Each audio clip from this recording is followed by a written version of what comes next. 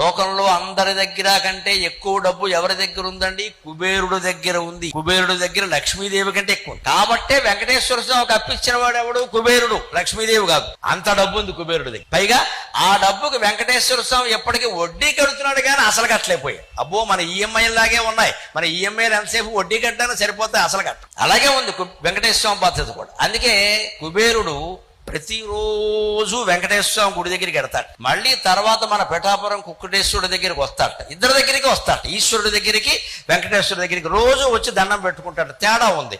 వెంకటేశ్వర స్వామి దగ్గరికి ఎందుకు వెడతారంటే బాకీ వసూలు చేసుకోవడానికి. శివుడి దగ్గరికి ఎందుకు వస్తారంటే ఆ డబ్బు పుచ్చుకోవడానికి. ఇస్తాడు కాబట్టి. శివుడు ఇచ్చేవాడు, వెంకటేశ్వర స్వామి బాకీ ఇచ్చేవాడు.